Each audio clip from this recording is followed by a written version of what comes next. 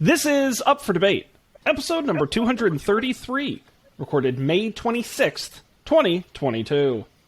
Hello, everybody. Welcome to this episode of Up for Debate, the debate podcast where the two hosts agree on everything. I'm Sean Jennings, joined, as always, by a man who'd rather spend his summers inside watching a movie than he would outside baking in the dangerous sun. It's Matt Mariani. Hello, Matt. You know, that's actually pretty accurate, Sean. How are you doing? The sun is bad for you. The sun is trying to kill you, Matt. Don't go outside. That's why humans invented inside.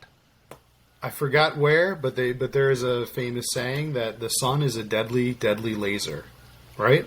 I think it's in is that Evil Dead, I want to say. Probably. No, maybe it might have been the Magic School Bus. I think the Miss Frizzle said that. I'm not a plant, Matt. I don't need the sun. We have vitamin supplements. I don't need the sun. I have depression already, so it doesn't matter whether or not I see the sun. Yeah, so. I mean, the sun will just make you more depressed, right? Isn't that how the sun works? Well, having sunburn is pretty depressing. Having skin cancer, kind of depressing. So kind of depressing. But what about a sick tan? Do I strike you as a guy who ever has or could ever have a sick tan? You would look kind of interesting, I think, with the. I legitimately have thought, like, I should go and get like a spray tan or something and just see what people say. I think it would be hilarious. Like one of those like copper put on? Yeah, okay. Copper spray tans. I don't have the patience to like go to a tanning booth for weeks, but just to do like a spray on, I think would be awesome. You do that, and I will try acupuncture. We'll see who has a better. I'd rather do acupuncture. That's not fair. You get the one no one can tell you did. Like, no, trust me, they put needles in me. I don't have any proof, but it definitely happened. Picture. Meanwhile, I'm like orange. It's like, God damn it, Matt. Very good. How about this? I will get a spray tan, and you have to get frosted tips in your hair. Bring back the 90s boy band look. Wow. Okay. Okay, you let me know. Let me know when that's happening. Our next how long do those last? How long do frosted tips last? I'm afraid to Google it. I have no idea. Probably for a good while. Honestly, your best bet would be to have the frosted tips for a week, then just shave your head, and then just have it grow back natural. Like, don't let it fade. Just start over. Just reset. Man, your hair will never be the same. That's a look I didn't think I would miss, but oddly, I kind of do. I think your head would be so interesting if you shaved it but kept the beard. I actually was thinking that. I was looking in my rear view mirror in my car the other day, and I was like, wonder how I'd look bald. Yeah. But with the beard. Now that it's like kind of nice and full. Because that's what a lot of people who are balding end up doing, is they just grow, like they can't grow hair on their head, so they just grow it all here, so makes up for it. It's that's, to me, the look because I know some folks in like their mid-30s who are already going bald, so they shaved. And I think when you do it with the dark beard, that's the look. If you just if you're young, shaven, and with no facial hair, that's suspicious. Sorry, I'm just calling it like I see it.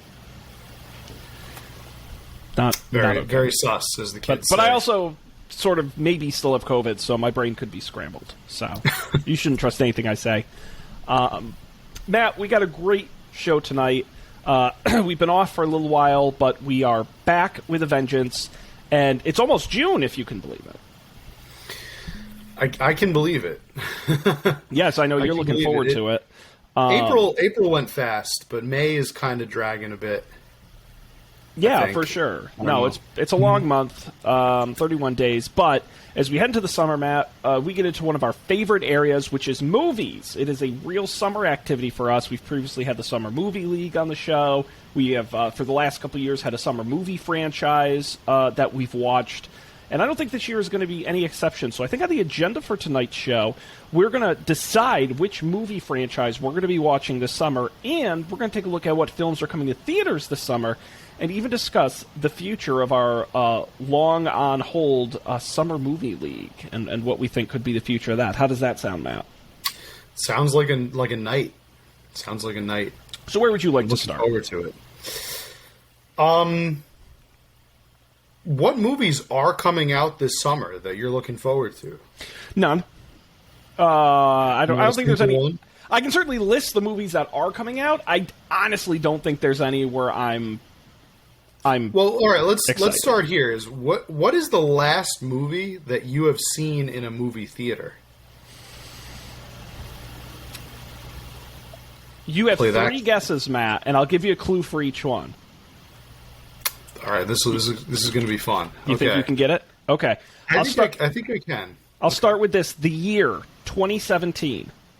Wow. Okay, that's I don't like going to back movie than I theaters. thought. Yeah, I don't ever go to the movies. I don't find it fun or enjoyable at all. 2017. I know this has come up in previous episodes. I've said it on the show before, so I know that you've at least heard it. 2017.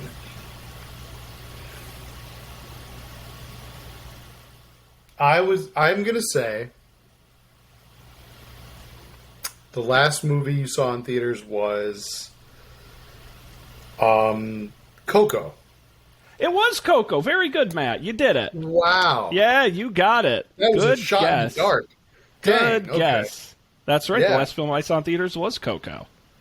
I promise that I did not know that. That was 100% a guess. Like, literally. No, I believe it's a good guess. Damn, okay. Wow. Good guess. All right. So it's been a while. Okay. We'll put it that way. It's been a while. I was already coming up with a backup. I was going to guess like Spectre, but I don't know if that came out in 2017. No, and that's again, Okay. it's just Cool. I'm just not a big So movie Coco guy. was the last movie. Coco was so the that's last interesting because the last movie that I had seen in theaters until very recently was Onward, another Pixar joint. That's right. And that was like right at the start of the pandemic. Like that it was March, I it was think it came about a out. week before the complete shutdown. Yeah.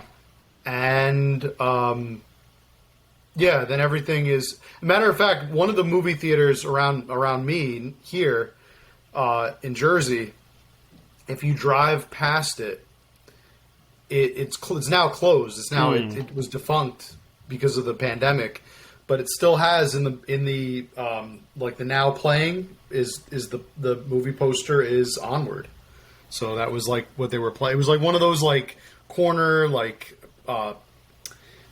Paramount style with the big lights type theaters. You know, it's like one of those houses where they play like 2 or 3 movies. Right. Those like little real houses. But it's like a time capsule now.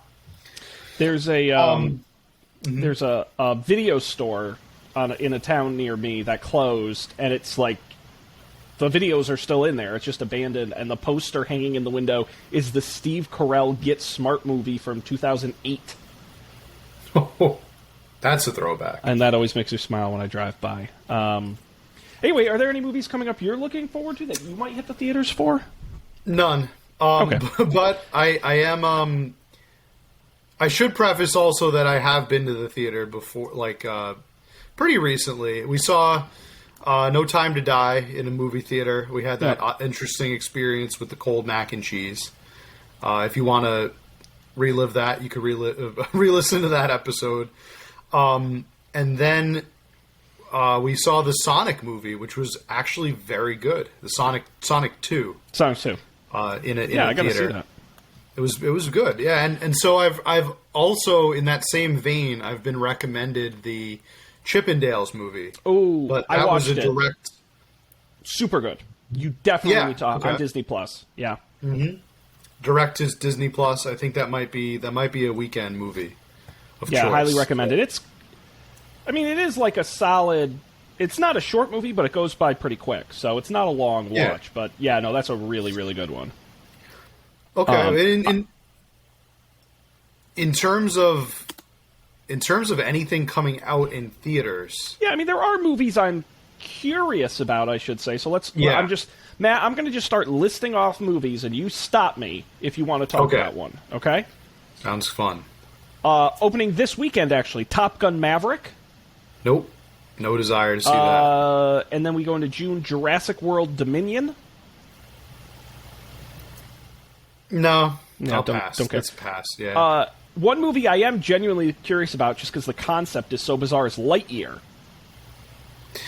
The Buzz Lightyear movie. This is the Buzz Lightyear movie. Is that a direct to. I thought that was a direct to Disney. It's a theater. It's coming out in theaters. Yep. And it's a Buzz Lightyear like origin story. It's so convoluted, but basically, because I've read a lot about this, because it is confusing to me. The creators envision, Matt, it would be like if you had when you grew up, in the same way Andy had toys, you might have had Star Wars toys, right? Based on the film Star Wars. Lightyear is the movie that Andy would have seen that the toy is based on.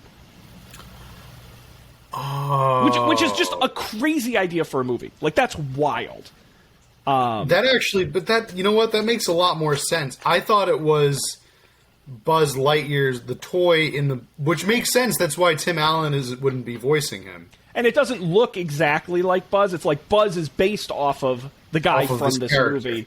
But it's also different, because they had the cartoon, the Buzz Lightyear of Star Command cartoon. That was a little more cartoony, but it does, like, Zurg is the villain in this. And but it's sort of like this is the more serious version of what the toys and the cartoon became. And I think it's weird as hell, so I'm kind of excited. Yeah. Yeah.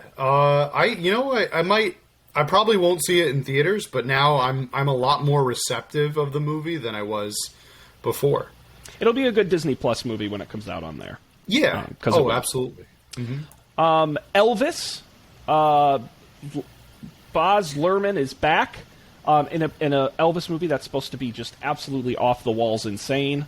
Tom Hanks stars as Elvis's manager. We've got a new Minions movie, Minions: The Rise of Gru, set in the 1970s when Gru was a young boy. Thor: Love and Thunder. Chris Hemsworth is back as well.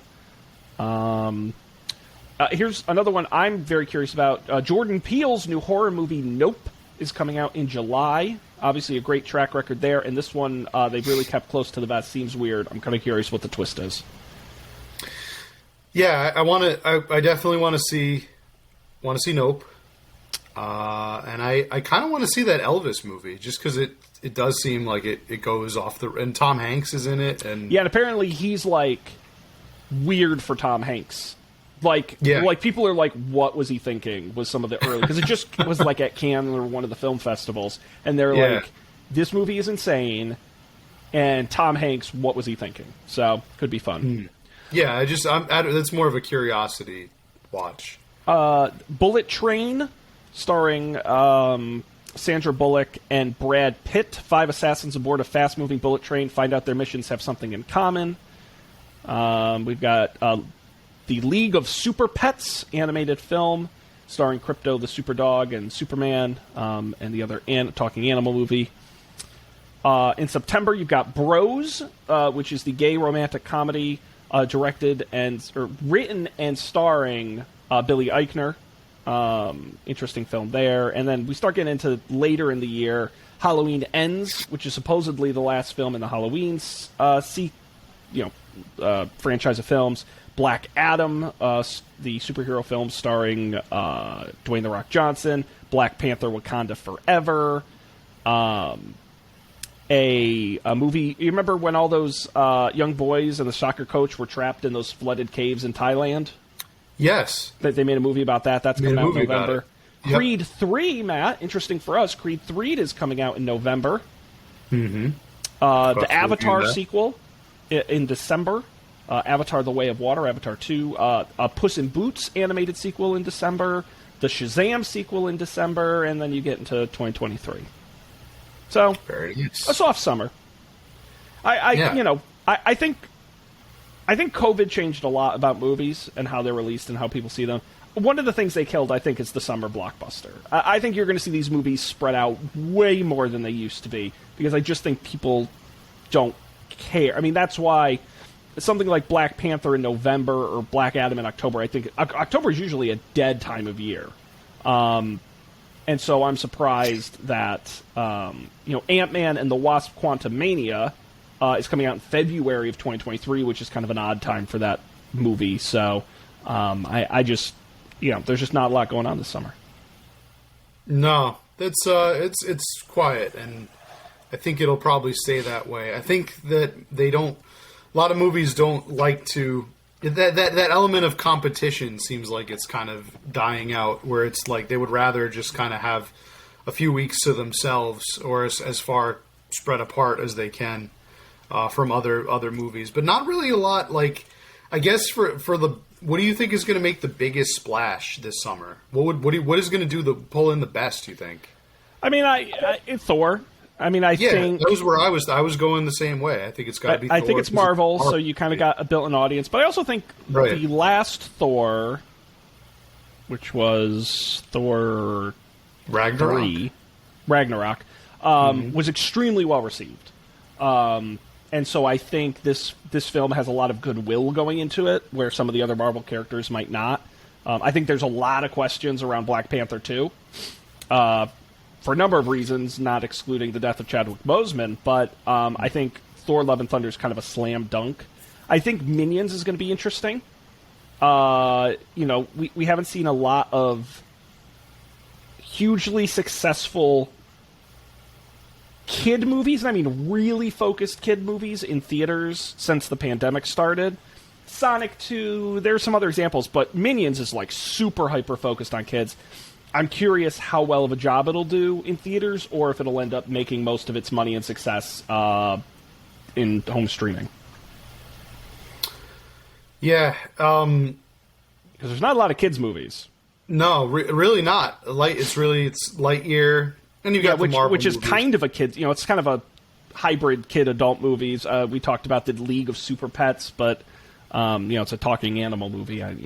And Rise of Gru, or whatever that was, the Minion one. That Minions, seems like the that's only the one kids movie of the summer made for kids. Yeah, but also, when was the last? I'm going to Google when the last Minions movie was released, because it feels like it's. I mean, obviously, the franchise has had a lot of. The Despicable Me franchise has had a lot of films, but it's been a while. The last one was Despicable Me 3 in 2017. So it's been 5 years. Are kids still excited about Minions and Despicable Me? I don't know. Well, the Minions have kept that afloat. But oh, sure. I mean, it's the highest-grossing animated film franchise of all time. Yeah. So obviously it's pretty popular, but I just don't. I don't know if they're going to be flocking like they used to. So. And that audience has kind of grown up a bit now, right? 5 years is a long time for kids. A kid who used to be 6 is now 11. 11. Right. So it's going to be really interesting to see is this movie going to try to appeal to new audience, like the kids of today, because almost a whole generation has gone by, really, when you think about it, since the first Despicable Me was like what, 2010 or something? 2010. Yeah. So. Yep. Well, but I also, a good analog to me is Hotel Transylvania, which they did 4 of, and they actually made more money with each sequel. Now, of course, they were kind of released more in sequence, and I think after 4 they're going to slow it down. But sometimes these kids franchises, they're just safe films. You can take your kids to them; they'll have a good time. It doesn't matter what we think, right? We're not the target. So I don't know. But that's got to be something that's worrisome. Is like if you build up a lot of cred with a wave of kids, and then they're gone, and you have to now appeal to the new generation of kids while trying to keep the other ones like interested, like for nostalgia. I don't know. Yeah, I mean, I think, listen, the first Minions movie made over $1 billion worldwide. So, it's going to make a lot of money. It's just, will it make that much money? I don't know. Each Despicable Me movie has made more money than its predecessor. So, I don't know. Strange that we're not getting anything with Johnny Depp in it. That guy not doing anything, right? Yeah, not a lot of canceled actors getting work this summer. No, it's not. It's pretty quiet for those guys. Yeah. Well, I guess that kind of brings me to, our next chapter of discussion. If you're ready to jump in, is movie franchises. Yes. So famously, last summer was our summer of action. We watched all of the Fast and Furious films. It was arguably a slog, but it was still very good and interesting. We've done all the James Bond films. We've done all the Rocky films. So we've done a few franchises, and Matt, I think it's time this summer for us to pick another set of films to watch. Now, I hope you have a couple suggestions you've thought of. I have a list that I've written down as well of some ideas, and I'm thinking we'll just pitch, and we'll just go back and forth. I think towards the end of the episode, let's each pick, after discussing, let's each pick one of ours that we're, like, nominating as the pick, and then between those two, we'll pick one. Sounds good. Now, my only suggestion, and I didn't warn you about this before you made your list, so sorry, but Fast and Furious was a long friggin' franchise. It was 10 movies, and it took us a long time. 10 is a lot of movies. So my target, I think, is 6 podcast episodes. Now, it doesn't mean we can't double up and do 2 movies in an episode, right? But I think once you get to, like, 8 movies or more, it may be worth discounting a little bit, is my only thought on that. I don't really have a lot of rules otherwise. I just, like, James Bond was crazy. I think Rocky was a better one, because I think that's, what, 7 movies, something like that. So I think that's right in our sweet spot. Anyway, I just want to say that up front. Yeah. We want to contain it, like, for the summer. We want to, like, keep it contained. Keep it. Yeah, don't be like, oh, we're going to do the whole MCU, and I'm like, well, that's 20 friggin' movies. We're not doing that. Yeah. Not that you would. No, but, that was luckily it was not on my radar, because that would take all frickin' year. No kidding. And all right. Well, do you want to go first, or you want me to go first? You can go ahead, and okay. You had the COVID, so that means you get to. You're very kind. Should I start with my? You get to go first. So I think some of these are better than others. Should I start with my better ideas or my worst ideas? Whatever floats your boat. Okay. Matt, I literally have like 9 pitches. So that's way more than I think. I have only like 2. And only 2 of these are actual film franchises. The rest of these are themes of collections of movies. So, all right. This is great. Okay. All right, here you go. You ready? Here is pitch number 1. Ahem. One of our most beloved American actors is Thomas Jeffrey Hanks, a popular actor and filmmaker. His films have grossed more than $5 billion in North America and $10 billion worldwide. The 4th highest grossing actor in North America. Has won a number of Oscars, been nominated for a number of Oscars, beloved the world over. But Matt, a lot of people don't remember when he won the Academy Award for Philadelphia in 1993. He followed that up with a run that's never been matched in Hollywood. Philadelphia, Forrest Gump, Apollo 13, Toy Story, Saving Private Ryan, You've Got Mail, The Green Mile, Castaway, Catch Me If You Can. And then some not-so-good decisions. But anyway, he had one of the most successful runs box office-wide and award-wise. But, Matt, do you remember the movies he was in before 1990? I do not. I mean, I can maybe name one. Remember, Tom... Well, go ahead. Can you name one? Was it Big? Big was 88, so yes, you're absolutely correct. Besides but I'll say, Big? You have to remember, Tom Hanks got his start in the comedy Bosom Buddies alongside Peter Scolari, but he was originally a comedic actor starring in such films as Splash with Daryl Hannah, Bachelor Party, The Money Pit, Dragnet, The Burbs. Matt, I'm proposing we watch pre-1990 Tom Hanks films and determine once and for all, is Tom Hanks a better comedic actor or dramatic actor? I like this pitch. You're off to a great start, young man.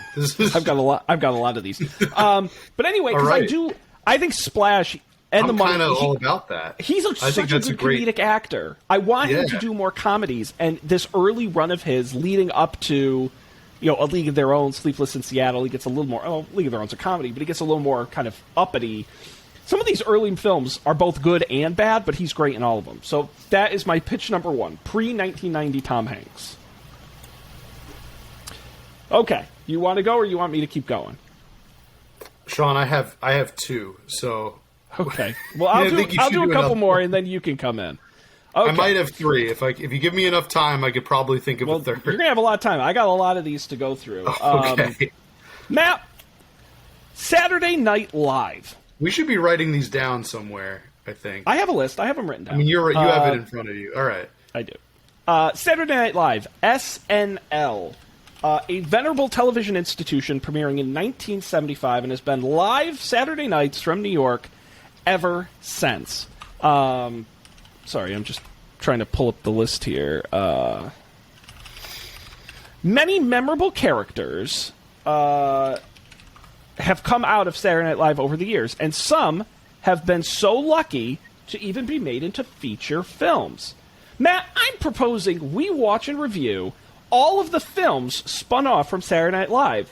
The good ones, the Blues Brothers, Wayne's World, to the not-so-good ones, Coneheads, It's Pat, Superstar, The Ladies' Man.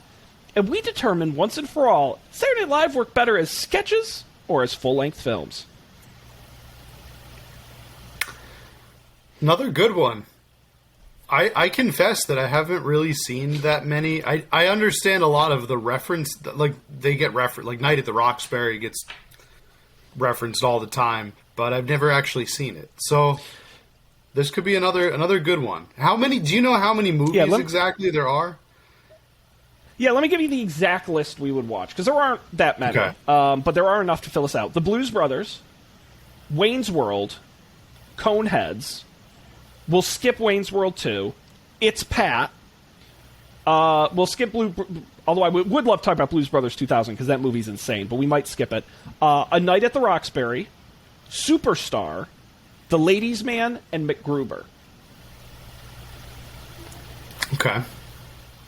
All of which are did very badly. Only 3 of the movies have above 50% on Rotten Tomatoes, and the vast majority of them, literally, It's Pat grossed $60,000 at the box office. So some of these are really, truly terrible. This is exclusively characters developed on SNL, not films involving SNL actors. Correct. We wouldn't be watching Planes, film, Trains, not Planes, Trains, and Automobiles, because those are yeah. Although that was just Steve Martin, right? That wasn't. Steve Martin and John Candy. I thought it was. No, that wasn't. For some reason, I thought it was. Bill Murray, Dan Aykroyd, that type of. No, oh my God, I'm blanking on. He's like the. Chevy Chase? Mr. SNL. What? Chevy Chase? No. The guy. He died. He overdosed. Oh, Chris Farley. Chris Farley, thank you. Are you thinking of Tommy Boy? My brain sucks. Yeah. No. I might. Yeah. Well, Tommy Boy was David Spade, right? David Spade with Chris Farley. Yes. Chris Farley. That I got those 2 movies: Planes, Trains, and Automobiles, and Tommy Boy. Like my wires crossed on that. Okay. So it would be that. I mean, both of those are great movies, but those would not count in this criteria, right? Because those are not characters developed on. What SNL. excites me about this is it is a great mix of really wonderful films. The Blues Brothers, one of my favorite movies of all time. Wayne's World is a great movie. MacGruber, I've never seen. It's pretty well reviewed, and also some truly terrible movies that should have never got made and are frankly an embarrassment to cinema. So we could have a lot of fun with this one. Okay. I like the option. I like that option. We'll keep it in our pockets here. All right, I'm going to do one more, and then to balance out, and then we'll have you jump in here. So my next, where am I going to go on my list? All right, let's go with this one. I think this one's a little bit of a soft idea, but I think it would be interesting. Everyone talks all the time about the best movies of all time, the highest grossing movies of all time, these sorts of things. But what really interests me is inflation, adjusting for inflation, because it's a better representation of how many tickets were actually sold outside of price, but also how much they would have made in the modern era. Matt, I'm proposing that we watch a series of the top 10 highest grossing films of all time adjusted for inflation. Now, that may not sound interesting, but what I like about this concept is it is a wide range of styles and types and eras of film, including, and many of which I've never seen, even though they're classics, including Gone with the Wind, Star Wars, The Sound of Music, E.T. the Extraterrestrial, Titanic, The Ten Commandments, and Jaws. That's the top 7. so I think that covers us. Of those films, I've seen Star Wars, and I've never seen any of the others. So, and I think it's a wide range of classics like Gone with the Wind and the Sound of Music to early blockbusters like E.T. to a more modern movie like Titanic.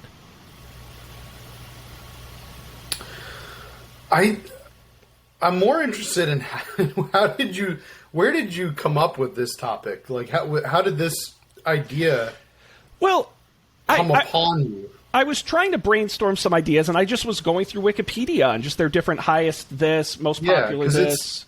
It's a really interesting idea. I don't think that, as far as I know, no one else has done that before.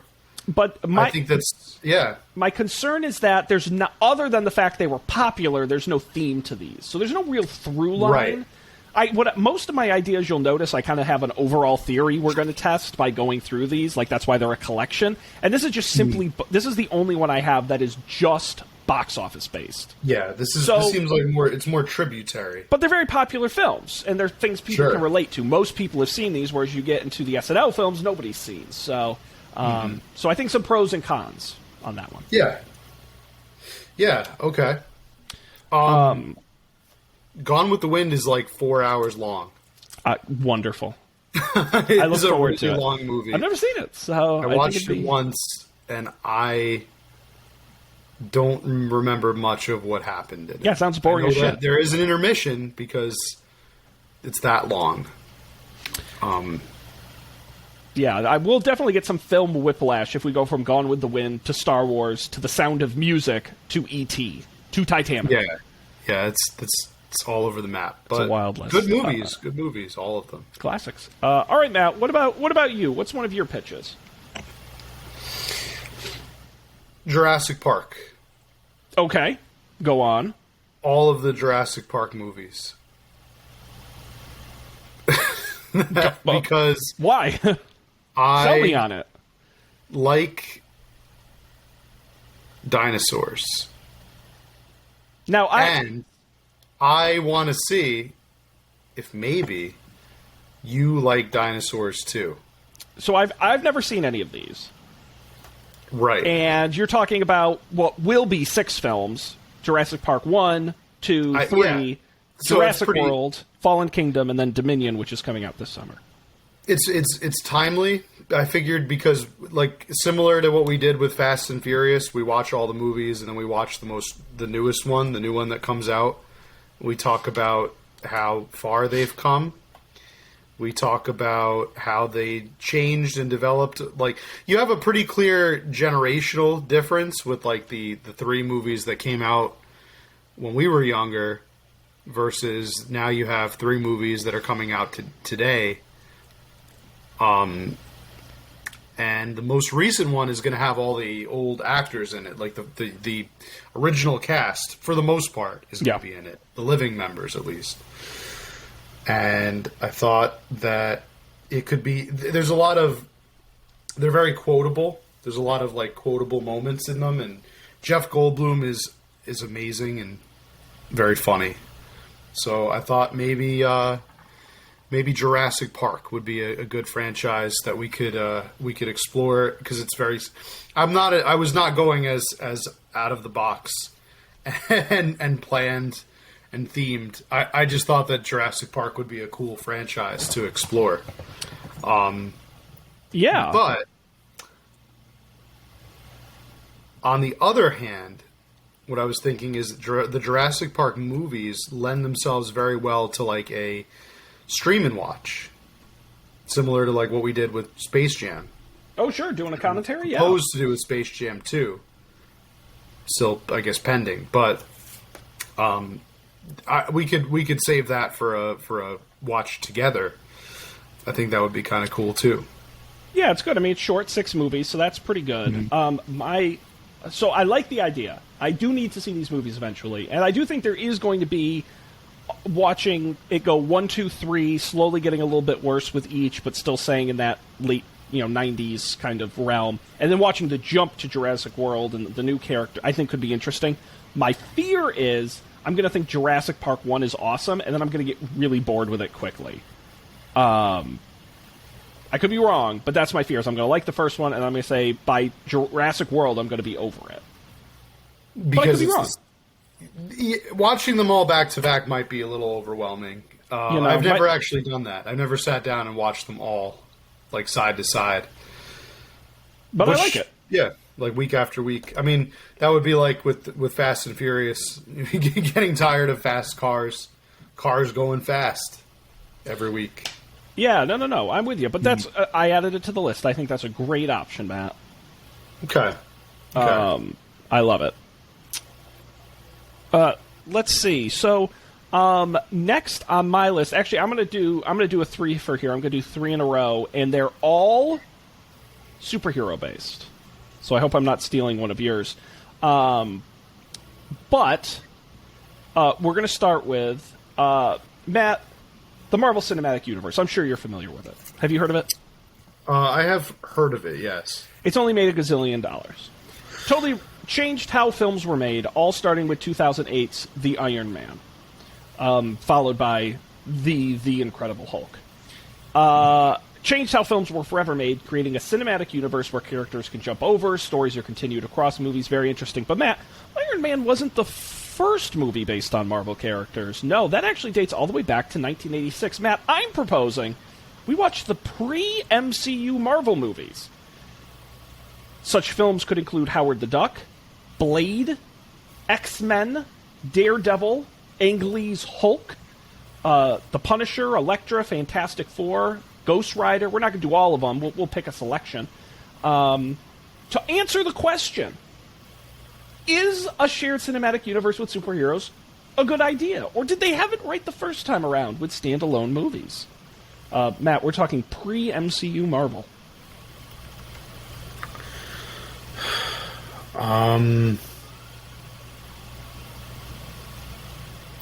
don't know about this one, Sean. Not enthusiastic. I am feeling...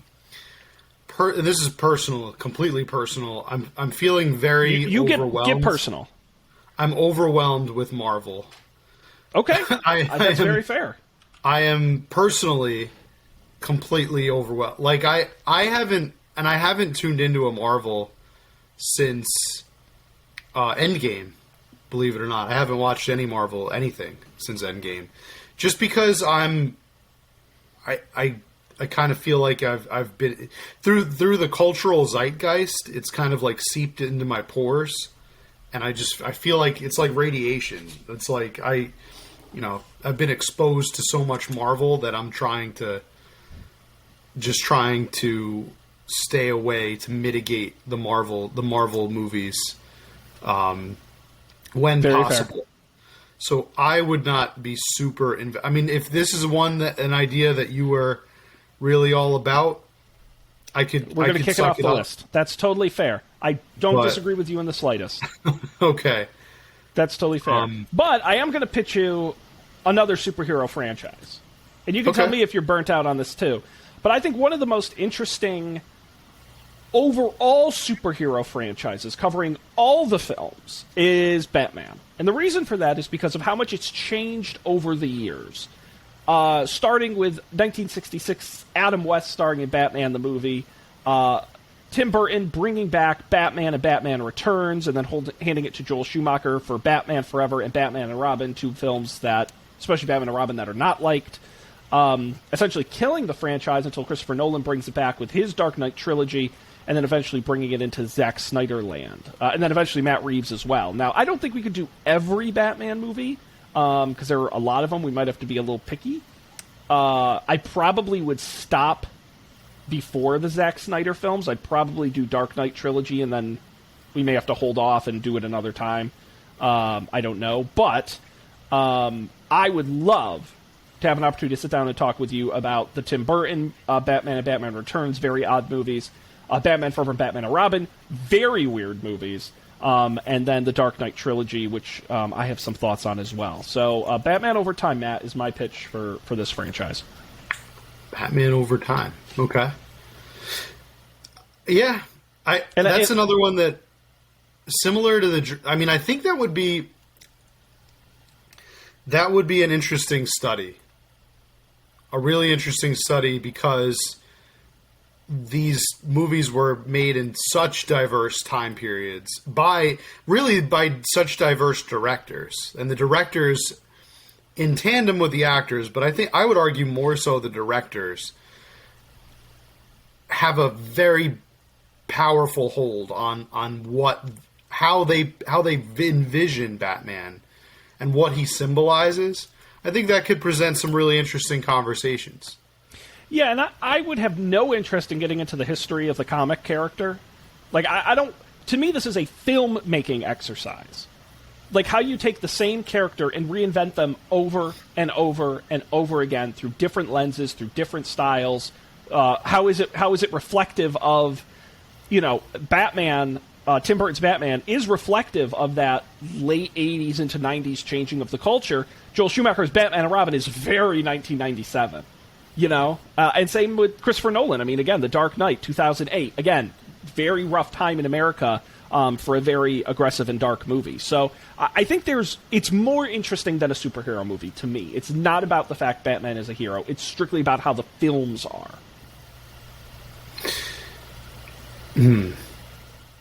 Yeah. Yeah, it's well said. It's not really... Batman is like the character...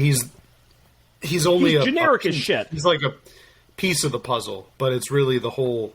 It's the whole scene. And we can talk... That presents that we could talk about the villain. We could talk about the writing. We've had several Jokers. Set pieces. We've had many different damsels, if you will, for lack of a better term, love interests, different actors playing Batman in different ways. It's not... one thing you can say about the MCU is every movie's the goddamn same thing. Style-wise, execution-wise, they all look the same. They all function the same. That is not the case with Batman over time. Yeah. It sounds promising. I think this sounds like a strong... I'll put a check mark next to it. Definitely a strong option. Yeah. All right, Matt. I'm going to do one more, and then I'll hand it over to you. Okay. And now we're starting to get into what I think are my... So if you think those ideas so far are good, now we're getting to the ones I think are a little stronger. And this one may be at the bottom of the strong list, but I still think it's interesting. Matt, 1980s and 1990s action stars. Schwarzenegger, Stallone, Willis. We're talking guys who kick ass and aren't afraid to do so. But for some reason, movie executives thought, okay, this is really interesting. What if we put them in comedy films? Matt, I would like us to take a look at the 1980s and 1990s comedy films starring some of the biggest action stars in the world. We're talking Sylvester Stallone in Twins and Junior. We're talking Sly Stallone in Stop, or My Mom Will Shoot with Estelle Getty. We're talking... we could even do Hulk Hogan in Mr. Nanny. I don't have a super full list here, but... I think the opportunity to look at and determine once and for all these leading men in Hollywood, better in action or better in comedy? Probably better in action. I think we could probably... my guess is we could answer that right now without... Kindergarten Cop is another one. I think these films were received very well at the time, very successful. Put the cookie down. No, that was a different movie. That was Jingle All the Way. Great movie. Great movie. And he's funny in it. That's the thing. These guys can be funny in movies. Every action star. Kindergarten Cop was it's not a tumor. Sit down now. Yeah. All right. So we're soft on that. Yeah. Okay. That's fine. I don't know. I'm still thinking about that Batman idea. I think that there's more meat on that bone. Okay. All right. But yeah. Totally fine. I'm okay with that. Matt, what's your pitch here? What's your next pitch? My next pitch, Sean,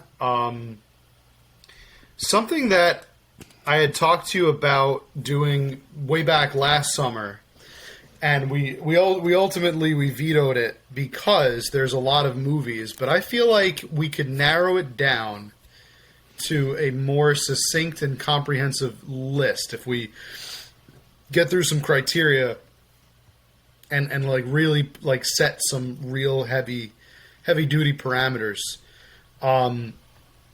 It's the Godzilla filmography. Yes. Now, I decided to maybe, instead of just doing straight up Godzilla films, because there are a lot of them, maybe we do kaiju films, but we select maybe like one or two crucial, maybe like the original Godzilla and maybe one of the modern ones. But we put that up with like Pacific Rim, a modern kaiju film that was very highly regarded, and Cloverfield, a kaiju film that was done in and like Pacific a horror Rim. style. What? Pacific Rim? Yes. I'd like that movie. Pacific Rim. I've seen that. You've seen Pacific Rim. Okay. Good. I was thinking we do Godzilla King of the Monsters, which is a modern Godzilla that I really, really liked. Sure. We mix it up with that, Shin Godzilla, which is a or either Shin Godzilla or the Godzilla from the 1990s, 98. Oh, the Roland Emmerich film. Yeah, have like a little contrast. Yeah, I kind of would like, because that's supposed to be pretty bad. I've never seen it. Right, exactly. I feel like we got to take the good and the bad. The original Godzilla, of course, from 1956. And then we hit up like maybe King Kong, maybe the original King Kong, and Skull Island. So we look at like how King Kong, or we do the Peter Jackson King Kong with the original, and we do a comparison of past and present kaiju films. But not just Godzilla and Kong. Like, we could also do Colossal, which I haven't seen, which is supposed to also be pretty good. Which kind of went under the radar a little bit. This is basically big creatures. Big creatures smash things summer. Yeah, that's what kaiju's. Yeah, the kaiju genre. We could see Rodan. Also, one of the. I haven't really made the list yet, but just the kaiju films. But we can. But what's good about it is we could really pick and choose, like 6 of them. Like 6. What we would say is like a film studies. Love it. Pivotal 6 kaiju movies, and I could do a little more research. I could do my homework for once, and we could line up 6 kaiju films in a row. Yeah, that's a 6 or 7 total kaiju movies. I think that's a slam dunk. Cool. Okay. You've got my attention again. More movies I haven't seen, and I'd like icing on the. Yeah, you liked Pacific Rim. I did like Pacific Rim. It's not a great movie, but it's just wild, and that's what my hope is. What I like about Pacific Rim is it's wild, and I saw that one I actually did see in theaters, and that movie is buck wild. And my hope is that the rest of these are equally as. I do want to see because that's what the summer movie season is about. Is just crazy, like just stuff getting demolished. So yeah, I'm definitely these are great curious. Summer movies. They really are. I think that the summer is the perfect time for a good kaiju film viewing sesh. And the icing on the cake, Sean, is that we could possibly watch Rampage. Oh, sure. The 2018 movie with Dwayne The Rock Johnson. Dwayne The Rock Johnson. And all of your classic. I watched about a quarter of the movie and fell asleep and missed the rest of it. So this would be my chance to. I rented it, and then I was like, I'm not going to rent this again. And yeah, so awesome. Okay. Awesome. No, this is great. Good suggestion, Matt. I approve. Cool. Okay. Good call. All right, Matt. My next I only got 2 more pitches, so I'm almost done. Actually, by the way, I actually have rejected pitches that I wrote and didn't think they were good enough to make the list. Before you do your last one, you should tell us those. Yeah. Okay. Movies starring athletes. So Kevin Durant in Thunderstruck, Dennis Rodman in Double Team, Shaq in Steel, Hulk Hogan in Mr. Nanny. Who was in Stone Cold? Oh, Brian Bosworth in Stone Cold. We were going to see if an athlete really can be a good actor. I suspect the answer is no. Yeah. But these are also more obscure movies, so I I didn't know what the audience would be. Athletes tend to be, they seem like they're really good when they make cameos. They're better at cameos than starring in movies. This list is heavily focused on the athlete being the star or one of the top 2 stars. Because there are plenty of movies where they have cameos or they're even a supporting character. Yeah. These are all where they're heavily featured on the poster and their name is in big font. I will say this. I appreciate your going for the... you're really going for like talking points in all of our every list so far. It really seems like there's a lot of room for debate and discussion, which is cool. That's a problem I have sometimes with James Bond is a good example of a franchise because it's changed over time and but with Fast and Furious, it's like by the 3rd or 4th movie, it's kind of the same thing. You know what I mean? When you're so something like this where it's a collection of different films. I think there's more to talk about. My other suggestion that didn't make the list, are you familiar with the Ernest Goes to the Blank film franchise? Ernest Goes to Camp. So, Jim Varney. Do you know that name? So there was an actor by the name of Jim Varney who, with an advertising agency, created this character called Ernest, who starred in a bunch of commercials. But then they ended up making a series of weird, oddball movies called Ernest Goes Blank. Ernest Goes to Camp, I think was the first one. And they ended up making 7 of these movies, most of them direct-to-video. They're weird as hell, and they make absolutely no sense. I thought it would be fun to watch, but again, that's a little too obscure, I think, for what we're doing. I've only seen these, I think. These are, for some reason, these are like... What's etched in my memory of these is being at like a Blockbuster and seeing these just... on the shelf in the Blockbuster. Yeah, they exist. And there are lots of parodies of them, too, like Ernest Goes to what... there's always jokes about them. Because the character did start in commercials before he was in the films. But I've never seen any of them, so I thought it might be a hoot to watch them. But I don't know how interesting they are, and again, it's kind of obscure, so... did not make the cut. But, Matt, let me share with you one of my good ideas.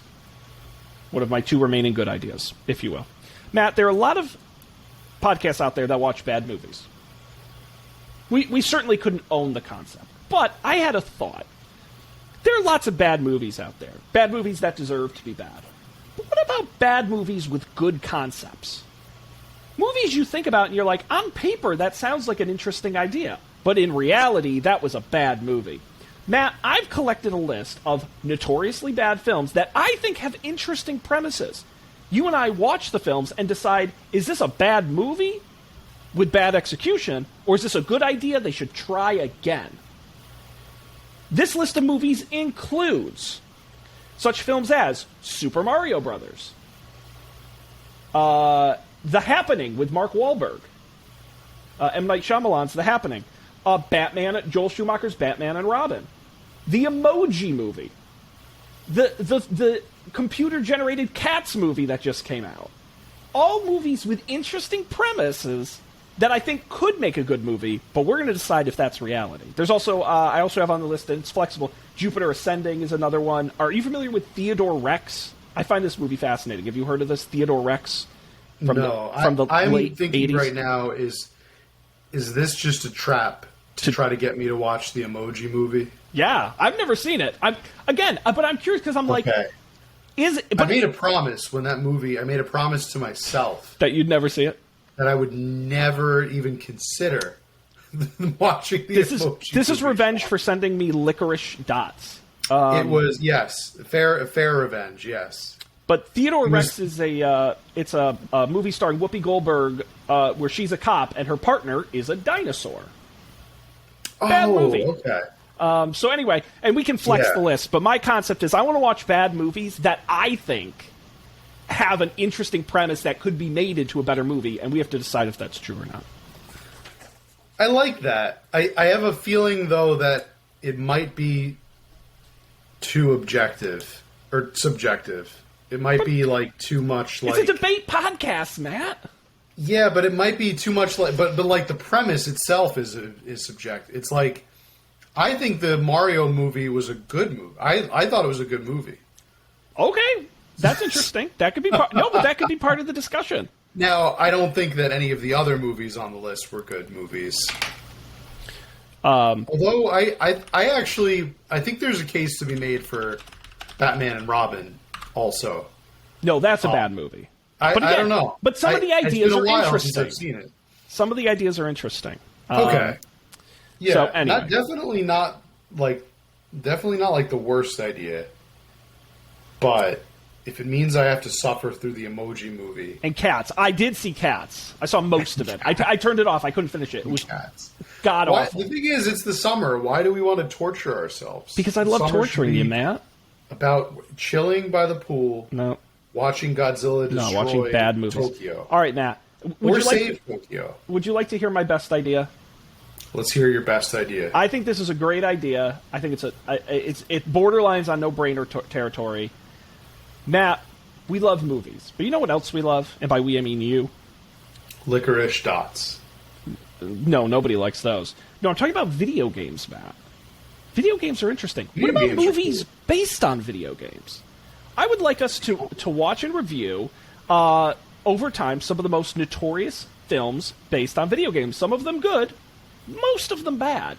Starting with 1993's Super Mario Bros., and including such films as Street Fighter, Mortal Kombat, Resident Evil, Max Payne, Prince of Persia, The Sands of Time, Need for Speed with Aaron Paul, Warcraft, Assassin's Creed, Rampage might be one, Detective Pikachu. Well, it's not really a video game movie, it's a card game, I guess. Sonic the Hedgehog, Uncharted would probably be the most recent one we'd watch. I think this is a great opportunity, Matt, to look and see, can video games be successfully made into movies? Some people posit the answer to that is an honest no. And I think we could review how they've changed over time. Has the filmmaking society become more sophisticated in talking about video games? Whereas I think when you look at some of those, the first run of Street Fighter and Mortal Kombat, not particularly good movies, have they improved? And Matt, icing on the cake, bonus, word on the street is my co-host Matt has recently rolled out a video game-themed podcast called Tomorrow is Canceled. I'm thinking we have some of the co-hosts of that show come on and guest to talk about their experience with video games and what they think of these movies. Matt, I'm calling it Ready Players One, our summer in the movies of video games. This is a very good idea. This is a very good one. The only thing I'm afraid of is that this is another situation similar to the kaiju, where we would really have to rein it in. Like, we would have to make a consistent list. Yes. But that being said, I think it's absolutely doable. Just be prepared to watch a lot of bad movies, because I think a lot of these movies are bad. But I haven't seen the most recent. I haven't seen the Uncharted one. Yeah, that's not supposed to be good. For Uncharted, and I did not see the Assassin's Creed, but I heard it was terrible. But yeah, Warcraft was bad. You know, I don't think any of these are really particularly. The new Mortal Kombat, I didn't think was terrible. That being said, is like, that's never stopped us before. We were about to watch Space Jam 2. That's watching terrible movies. I mean, part of what we do. So I think it could be interesting, and once we get, I think either we can make a consolidated list, or what I might do is say, this summer we're going to do films from Super Mario Brothers, which is, as far as I can find, the first movie ever made based on a video game, through, and we pick it like 2006. And then at some point in the future, we do 2006 to present. You know what I mean? We sort of split it into two. We only focus on classics. I like that strategy. Yeah. And then that way we're not... Because there really are so many... If you just look like... God, even if you do if you do like 2005, before that is Super Mario Brothers, Street Fighter, Mortal Kombat 2, which... Lara Croft Tomb Raider, Resident Evil... They made a Doom movie, but that's a lot of sequels. There are a lot. They made a Hitman movie. When did they do that? I remember these. Far Cry, I don't remember that. Max Payne, Prince of Persia, and then you start to get into like Need for Speed, Warcraft, Assassin's Creed, the new Tomb Raider, Rampage, the new Mortal Kombat. So I think we can find a line. Yeah. So yeah, that's my favorite idea. I'm not gonna lie. I think that was my favorite. I knew you would like. I don't know why I made 10 ideas because that was your the other first ideas were good, but they were very good. That was the first idea I had, which is annoying because I knew as soon as I thought of it, I'm like, a lot of time. Because really, what I wanted, I kind of sort of started with the bad movies, but Super Mario Brothers is such an interesting movie, and I'm like, we could do video game movies. And I'm like, Matt likes video games, and we could do a little cross promotion with the shows, and it's an interesting idea. That is it. I like that idea. We could even play with like different guests, different weeks, and things like that. Yeah, they can pick whatever movie they want to come on for. That would be fine. Sure. Yeah. No, that's cool. That's a great idea. I think that's a winning idea. And what I like about it is it's very centered to summer. It's like, yes, I associate video games with summer, just like I associate kaiju movies with the summer. The Batman movie idea was interesting, but I don't usually associate Batman with the summer. Yeah, it's a little dark. Yeah, I agree with you. It's kind of a darker. That would be more of I think it's also a great idea. But if we ever want to do a movie, if we want to do a movie thing in the fall, but that's a good one to pull out, or in the winter. Well, yeah, none of these ideas expire. They will be around. True. Very true. But my personal favorite is the video game movie idea. No, I feel good picking that. If that's your pick, I'll back it up. Cool. All right. Yeah. Well, there you go. That was pretty easy. So we don't have a hard list right now. We'll work on that. But the theme of the summer is video game film adaptations of video games is the technical, because it would not include things like Tron or War Games because obviously the movie came first. Although both of those are notable films. Oh no, they're great films. Don't get me wrong. War Games was good too. I forgot. I didn't. Did you ever see the Angry Birds movie? That was. I might make you watch that. In the exact same sentiment of the Emoji Movie, I vowed to never see the Angry Birds movie. I saw it. Sean, you know what? It's not good. I would watch it. Okay. I would watch it for this show. I would do a lot of things. I've eaten a lot of weird things for this show. That's true. I've done a lot of weird things for this show. That would be one thing that I would do. I sent you cookies. No, but it's not a horrible movie. It's actually more. I was thinking more about the chocolate-covered ants, but okay. Those were good. I don't know what you're talking about. Anyway, so yeah, cool. All right. Well, there we go. We did it, Matt. We did it. Solid. We did it. We're I think ready that to rock. The kaiju is also. I love that idea. So the ones on my list I'm going to take away from this is video game movies, but I think Batman, I agree, is a good one. Kaiju is a great one. I think all the rest of them were solid. I think there were good ideas, but I think those were our biggest. I really do like the idea of the kaiju movies. I'm trying to watch new types of things I don't normally watch. Yeah. And so I think the video game movies is a good example of that, but I think the kaiju one is also a good example of that. We could save the Tom Hanks one for sweeps. That's a good sweeps week idea. Yeah, I just think they're funny movies, and they're just such of the time, and it's just fun. I wish he would make more comedies, because it's so fun. I have seen one or two of them, and seeing him in those movies, it's like, he's so funny. Like, he's you see him in Saturday Night Live or something, he's a funny guy. He is. And I wish he would do more comedies, but he just doesn't, so. All right, Matt, well, good. What a great episode. Look at us, back in the saddle. So there it is, yep. Back to it. Quite a summer we have coming up. It's going to be a lot of fun. So, folks, you're going to want to come back and check it out. UpForDebate.tv is our website. You can go there and get all the episodes. Make sure you subscribe wherever you get podcasts. Just look for Up for Debate, the big purple icon, and check out the video version on YouTube. And, of course, you can get a hold of us at Up for Debate TV on Twitter or email us upfordebatetv@gmail.com. Matt, do you have anything you'd like to plug, Wink? Wink. I do have an additional podcast. I've branched out. Just so I could tie. You still have two, right? This one and one other. You haven't expanded further. No, I don't. No more. I'm retiring. No more. So I have a second. I am part of a second podcast. It is called Tomorrow is Canceled. We talk specifically about video games and video game news. We also banter a bit about movies and other pop culture stuff, but we pretty much bring you the news of the month in video games. So check us out any place you listen to podcasts. Tomorrow is Canceled. or at tomorrowiscanceled.com. Tomorrowscanceled.com. Which I can't believe. Right. I can't believe that domain was available. As soon as I saw it was available, I snapped it up. I said, "That's a great one. Someone should have owned that." That's shocking. Absolutely shocking. And we have a great producer.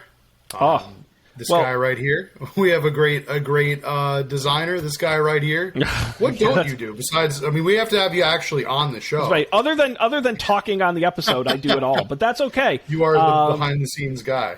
Mm-hmm. But I will say, Matt, and I'm not just saying this because obviously you're a friend and we've done the show, but if you go back and listen to the first episode of this podcast in the Goldilocks Zone days, or the first episode of Don't Panic, they are not nearly as good as the first episode, the first couple episodes of Tomorrow's Canceled. So I will say it is off to a very good start. I think all the hosts are great. It's great chemistry. Obviously, room to grow and improve. But I think for a new show, it's a great time to jump in. You're not going to want to miss. You're not going to want to, like this show, you're not going to want to jump in episode 200. You're going to want to get in early on these guys. So I do recommend people go subscribe and check it out. Wonderful. Well, listen, we got so much great stuff coming up. Please come back. But until then, Matt and I got to wrap it up. Go enjoy our holiday weekend. So on behalf of Matt, I'm Sean. We appreciate being here. And we'll see you next time for another great edition of Up for Debate.